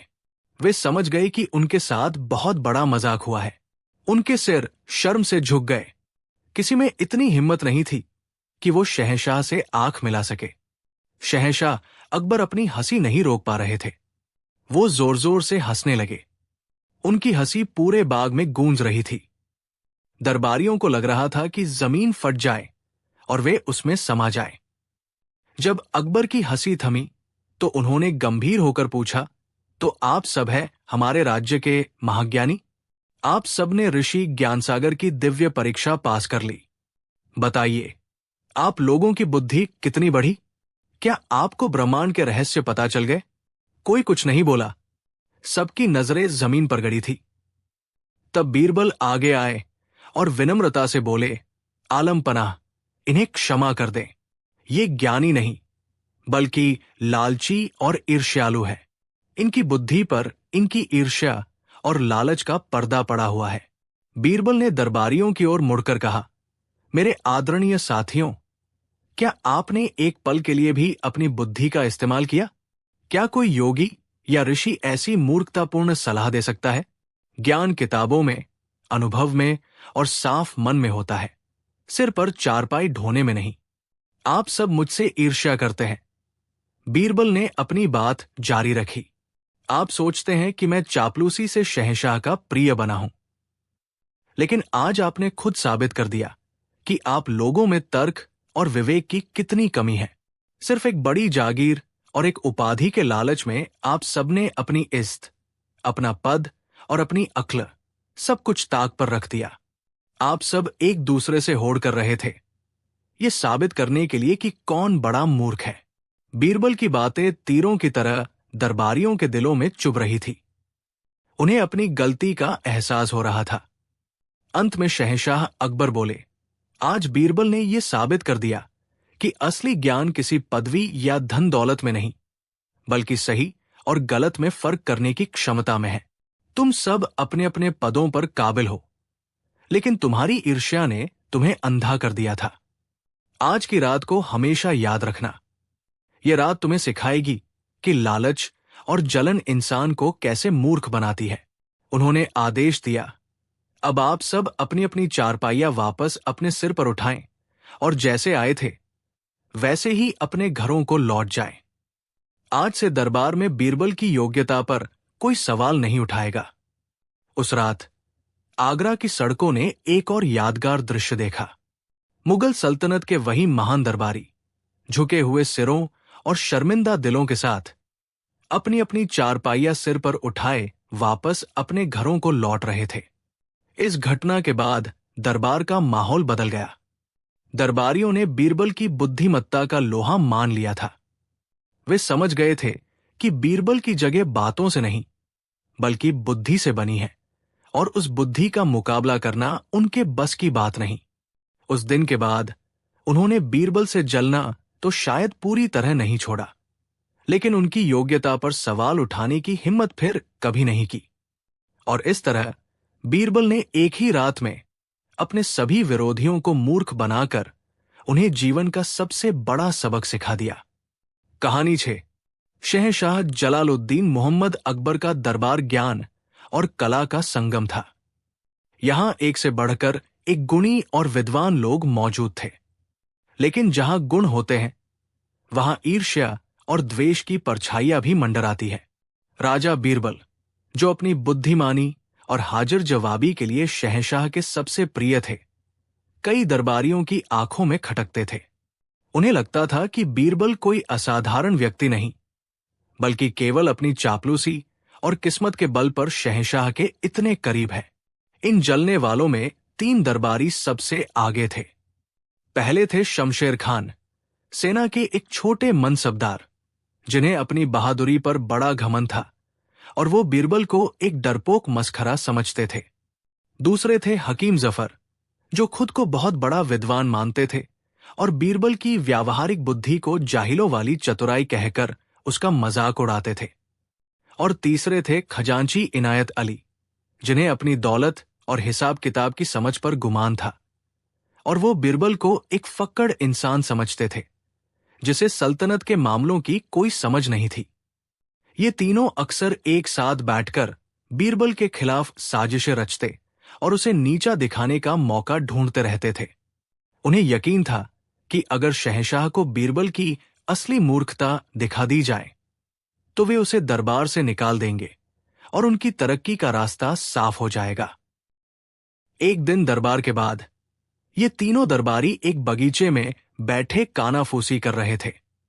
शमशेर खान अपनी मूंछों पर ताव देते हुए बोला, मैंने तो पहले ही कहा था, ये बीरबल सिर्फ बातें बनाना जानता है। असली परीक्षा तो जंग के मैदान में होती है, जहां तलवारें बोलती हैं, जुबान नहीं। हकीम जफर अपनी दाढ़ी सहलाते हुए बोला, बिल्कुल सही। ज्ञान किताबों में होता है, पहेलियां बुझाने में नहीं। शहंशाह भी न जाने उस गवार में क्या देखते हैं। उसकी बातें तो सड़क छाप भांडों जैसी होती है। इनायत अली अपनी उंगलियों में पहनी अंगूठियों को घुमाते हुए बोला, और सल्तनत चलाने के लिए दिमाग चाहिए, हाजिर जवाबी नहीं। उसे ये भी नहीं पता होगा कि शाही खजाने में कितना सोना है। हमें कुछ ऐसा करना होगा कि जहां पनाह के सामने इसकी पोल खुल जाए। जल्द ही उन्हें यह मौका मिल गया। उस दौरान सल्तनत में एक अजीब समस्या चल रही थी।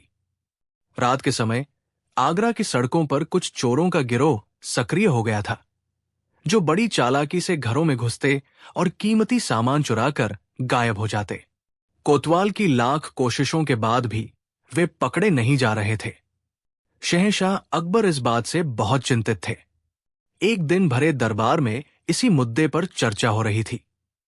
शहंशाह ने चिंता से पूछा, कोतवाल साहब, क्या कोई सुराग मिला? हमारी प्रजा रात को खौफ में सोती है। ये एक शासक के लिए शर्म की बात है। कोतवाल ने सिर झुकाकर जवाब दिया, जहांपनाह, हम पूरी कोशिश कर रहे हैं। ये चोर बहुत शातिर है, वे कोई निशान नहीं छोड़ते। तीनों दरबारियों ने एक दूसरे को इशारा किया। यही मौका था।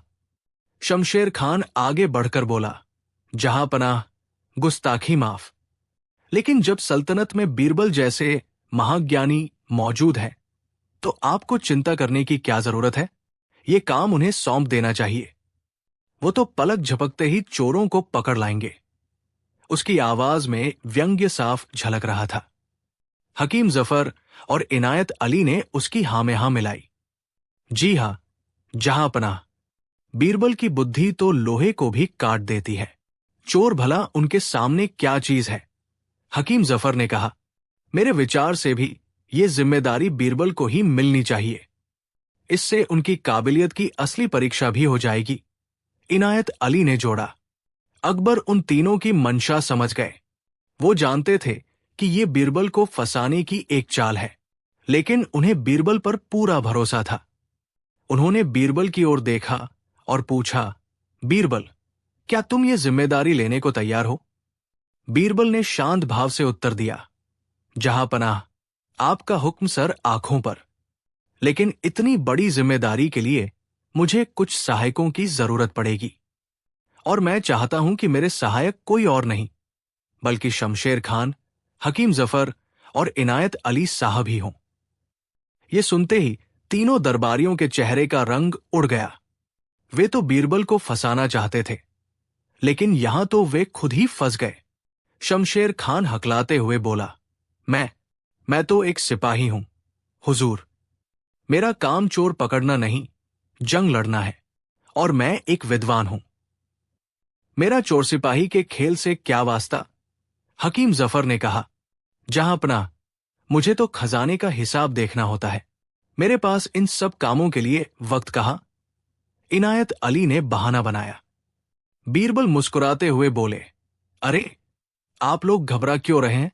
आप जैसे बहादुर, विद्वान और समझदार लोगों का साथ मिलेगा तो मैं चोरों को क्या, उनके सरगना को भी पाताल से ढूंढ निकालूंगा। बीरबल ने उनकी इतनी तारीफ की कि वे मना ही नहीं कर पाए। शहंशाह ने भी हुक्म दे दिया। अब इन तीनों के पास बीरबल का साथ देने के अलावा कोई चारा नहीं था। उस रात बीरबल उन तीनों को लेकर शहर का गश्त करने निकले। हमें चोरों की तरह सोचना होगा। वे कहां हमला कर सकते हैं, हमें इसका अंदाजा लगाना होगा। बीरबल ने कहा। वे एक सुनसान और अंधेरी गली में पहुंचे, जहां एक पुराना खंडहर जैसा घर था। बीरबल बोले, मुझे शक है कि चोरों का अड्डा इसी घर में है। हमें अंदर जाकर देखना चाहिए। ये सुनते ही तीनों की हालत खराब हो गई। शमशेर खान, जो अपनी बहादुरी का दम भरता था, घबराकर बोला, अंदर? इस अंधेरे खंडहर में? क्या पता अंदर कितने खूंखार डाकू हों। हमें पहले पूरी तैयारी करनी चाहिए। हकीम जफर ने कहा, शास्त्रों में लिखा है कि अनजान जगह पर बिना सोचे समझे प्रवेश करना मूर्खता है। इनायत अली बोला, इसमें बहुत खतरा है। अगर हमें कुछ हो गया तो? बीरबल ने हैरानी का नाटक करते हुए कहा, अरे, मैं तो आप लोगों के भरोसे यहां आया था, पर आप लोग तो मुझसे भी ज्यादा डरे हुए लग रहे हैं। बीरबल का व्यंग्य उन तीनों को चुभ गया। अपनी झूठी इज्जत बचाने के लिए उन्हें न चाहते हुए भी बीरबल के साथ उस खंडहर में घुसना पड़ा। अंदर घना अंधेरा था। अचानक एक कोने से किसी चीज के गिरने की आवाज आई। कौन है वहां? बीरबल ने जोर से आवाज लगाई। उस आवाज के साथ ही एक बड़ी सी बिल्ली उनके सामने से फुर्ती से गुजरी। लेकिन उस बिल्ली को देखकर ही तीनों दरबारियों की चीख निकल गई। शमशेर खान हकीम जफर के पीछे छिप गया। हकीम जफर डर के मारे आयते पढ़ने लगा और इनायत अली तो लगभग बेहोश ही हो गया था। बीरबल ने एक मशाल जलाई और हंसते हुए कहा, अरे ये तो बस एक बिल्ली थी, और आप लोग तो ऐसे डर गए जैसे कोई शेर देख लिया हो। इस घटना से तीनों बहुत शर्मिंदा हुए। उनकी सारी हैकड़ी निकल चुकी थी। अगले दिन बीरबल ने अपनी असली योजना पर काम शुरू किया। उन्होंने तीनों को अलग अलग काम दिए। शमशेर खान को भेष बदलकर इलाकों में पहरा देने को कहा। हकीम जफर को ज्योतिष का भेष बनाकर नौकरों से बातें करने को, और इनायत अली को एक पुराने कबाड़ी का रूप धरकर चोरी का माल खरीदने का नाटक करने को। ये काम उन तीनों के लिए बहुत अपमानजनक था, लेकिन वे कुछ कह न सके। कई दिनों तक वे ये काम बेमन से करते रहे। असल में बीरबल उन तीनों पर ही नजर रख रहे थे। एक शाम जब इनायत अली कबाड़ी के भेष में बैठा था, तो एक नौकर सचमुच उसके पास चोरी का एक हार बेचने आया।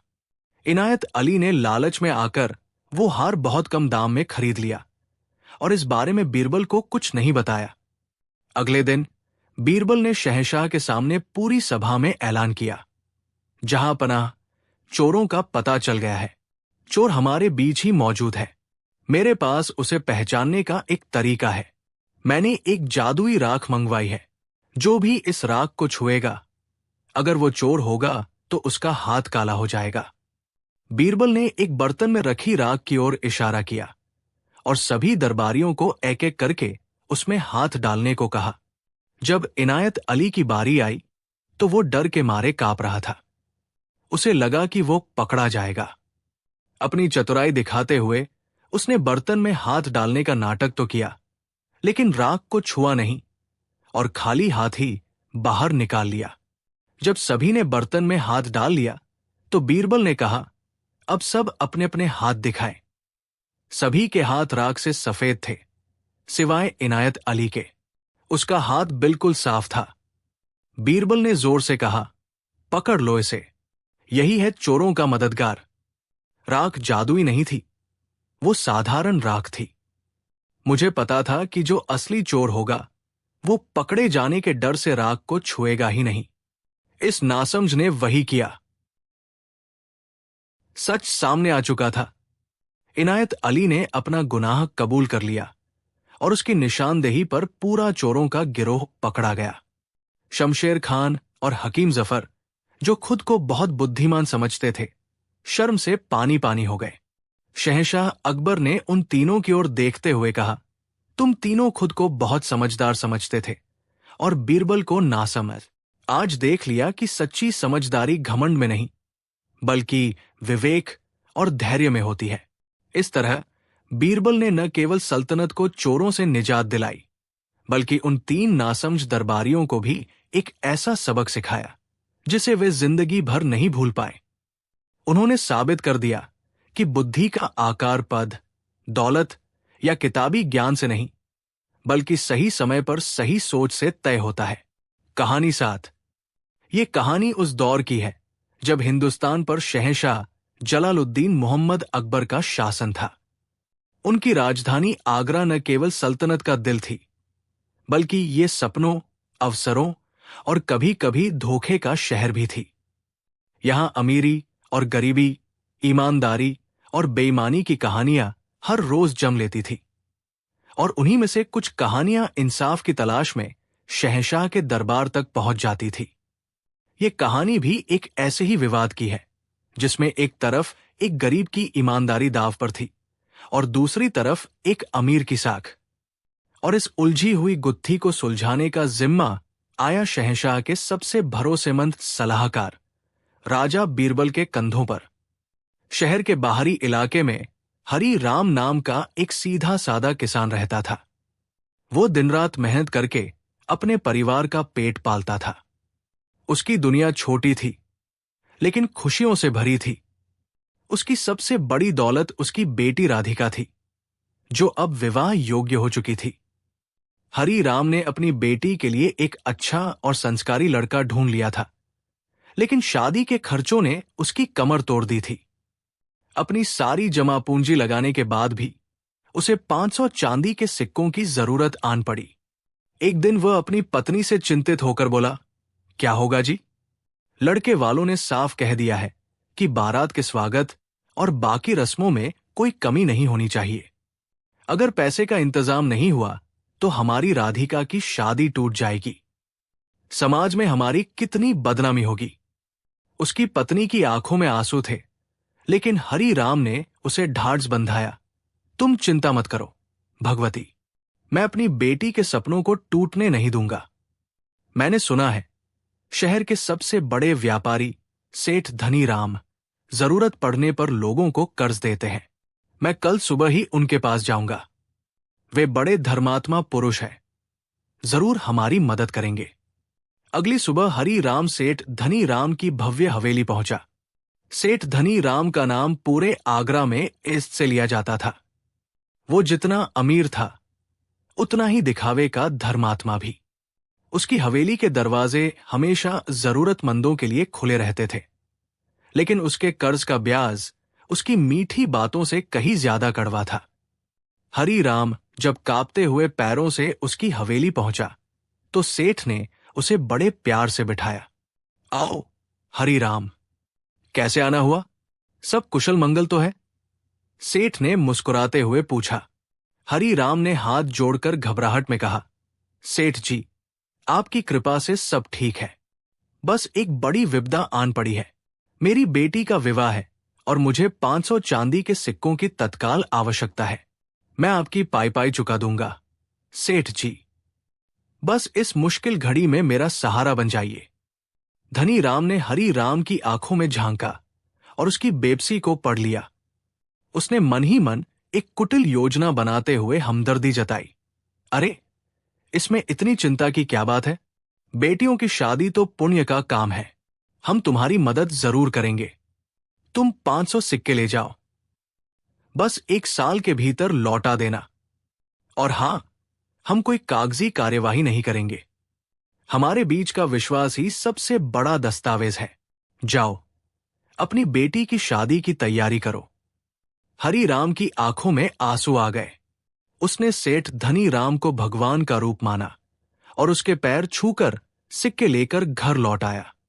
राधिका की शादी बड़ी धूमधाम से हुई और हरी राम ने उसी दिन कसम खाई कि वो सेठ का कर्ज उतारने के लिए दिन रात एक कर देगा।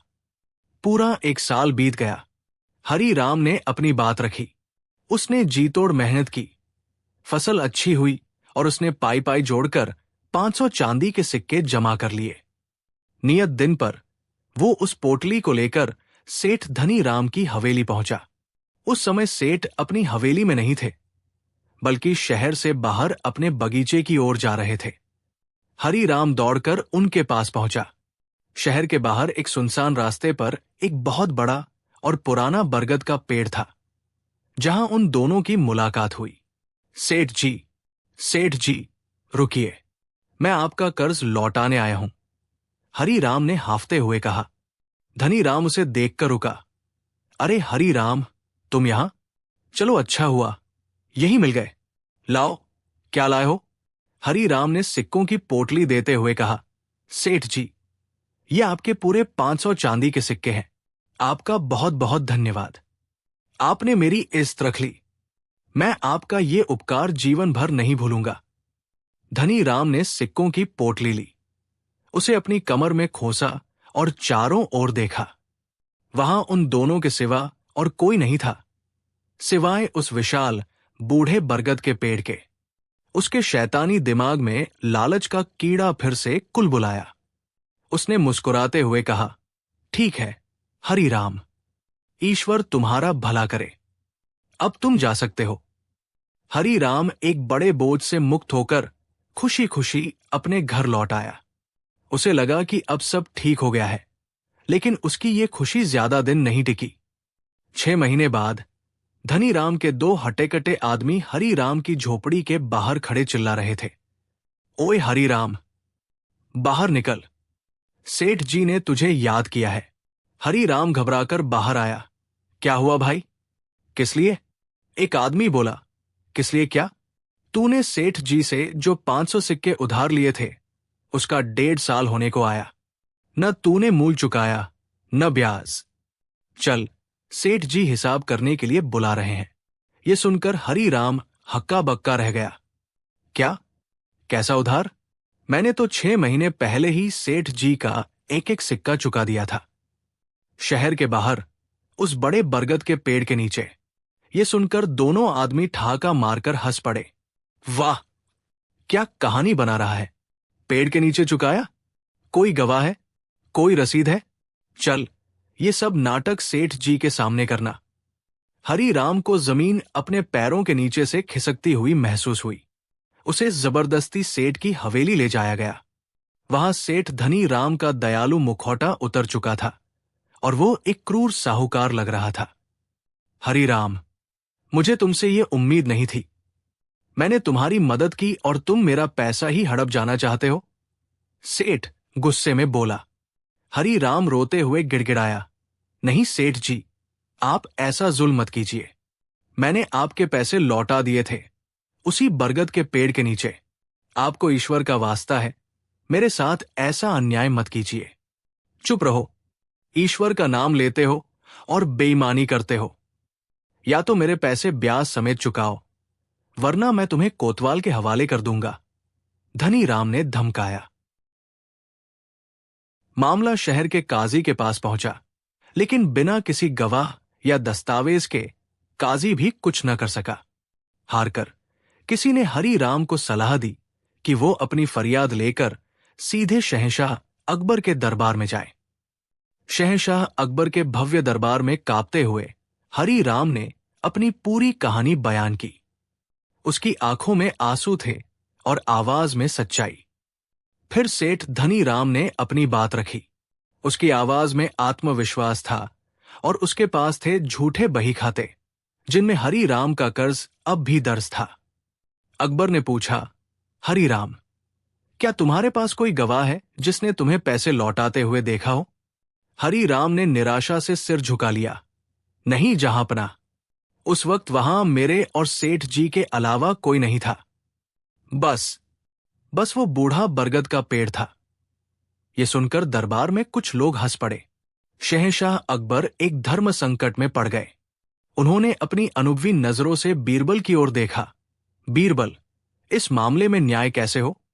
बीरबल अपनी जगह से उठे। उन्होंने हरि राम की आंखों में सच्चाई और धनी राम की बातों में झूठ की गंध पहचान ली थी। वो बोले, जहांपनाह, मामला वाकई पेचीदा है। जब कोई इंसानी गवाह न हो तो हमें प्रकृति की ओर देखना पड़ता है। हरि राम कह रहा है कि उसका गवाह वो बरगद का पेड़ है, तो क्यों न उसी से गवाही ली जाए? दरबार में फिर से हंसी का फव्वारा छूटा। धनी राम भी मन ही मन मुस्कुराया। बीरबल ने गंभीरता से कहा, इसमें हंसने की कोई बात नहीं। हरि राम, तुम अभी जाओ और उस पेड़ से कहो कि शहंशाह अकबर के दरबार ने उसे गवाही के लिए बुलाया है। कहना, बीरबल ने बुलाया है। अगर वो न आए तो मैं समझूंगा कि तुम झूठे हो। जाओ। बेचारा हरि राम निराश मन से दरबार से निकलकर उस पेड़ की ओर चल पड़ा। उसके जाने के बाद बीरबल ने सेठ धनी राम से सहजता से बातचीत शुरू की। सेठ जी, ये हरि राम तो बड़ा ही मूर्ख आदमी है। भला पेड़ भी कहीं चलकर आता है। उसे गए हुए काफी समय हो गया। धनी राम ने मुस्कुराते हुए कहा, जी हुजूर, आपने सही कहा। वो झूठा है, इसीलिए ऐसे बहाने बना रहा है। हां, लगता तो यही है, बीरबल बोले। वैसे यहां से वो बरगद का पेड़ कितनी दूर होगा? धनी राम ने बिना सोचे समझे अपनी होशियारी जताने के अंदाज में तुरंत कहा, हुजूर, काफी दूर है, यहां से कम 2 कोस तो होगा ही। उस बेचारे को वहां पहुंचने में ही एक पहर लग गया होगा, और फिर पेड़ से बात करेगा, उसे मनाएगा। ये कहते कहते वो अचानक चुप हो गया। उसकी आंखें डर से फैल गई और उसे अपनी गलती का एहसास हो गया। पूरे दरबार में सन्नाटा छा गया। बीरबल के चेहरे पर एक विजयी मुस्कान थी। वो अपनी जगह से उठे और बोले, जहांपना, इंसाफ हो चुका है। गवाह ने अपनी गवाही दे दी है। गवाह वो बेजुबान पेड़ नहीं, बल्कि स्वयं सेठ धनी राम है। अगर सेठ धनी राम ने उस पेड़ के नीचे हरी राम से पैसे नहीं लिए होते, तो उन्हें कैसे पता चलता कि हरी राम किस पेड़ के पास गया है? उन्हें कैसे पता होता कि वो पेड़ यहां से ठीक 2 कोस की दूरी पर है? सेठ जी ने खुद अपनी जुबान से ये स्वीकार कर लिया है कि उन्हें उस पेड़ के बारे में सब कुछ पता है। बीरबल की इस अचूक दलील को सुनकर धनी राम का चेहरा सफेद पड़ गया। वो बीरबल के पैरों में गिर पड़ा। मुझे माफ कर दीजिए हुजूर, मुझसे गलती हो गई। लालच में मैं अंधा हो गया था। हरी राम ने मेरे सारे पैसे चुका दिए थे। थोड़ी देर बाद जब हरी राम उतरा हुआ चेहरा लेकर दरबार में लौटा और बोला कि पेड़ नहीं आया, तो बीरबल ने मुस्कुराकर उसे रोका। शांत हो जाओ हरी राम, तुम्हारी गवाही देने के लिए पेड़ को आने की जरूरत नहीं पड़ी। तुम्हारी सच्चाई और सेठ के लालच ने खुद ही गवाही दे दी है। तुम्हें न्याय मिल चुका है। शहंशाह अकबर बीरबल की बुद्धिमानी से अत्यंत प्रसन्न हुए। उन्होंने सेठ धनी राम को आदेश दिया कि वो जुर्माने के तौर पर हरी राम को 500 चांदी के सिक्के और दे, और दरबार में झूठ बोलने के अपराध में उसे 100 कोड़े मारने की सजा सुनाई। और इस तरह एक बार फिर बीरबल ने अपनी असाधारण सूझबूझ से दूध का दूध और पानी का पानी कर दिया। ये कहानी हमें सिखाती है कि सत्य को परेशान किया जा सकता है, लेकिन पराजित नहीं। ईमानदारी की राह कठिन हो सकती है, लेकिन अंत में जीत हमेशा उसी की होती है।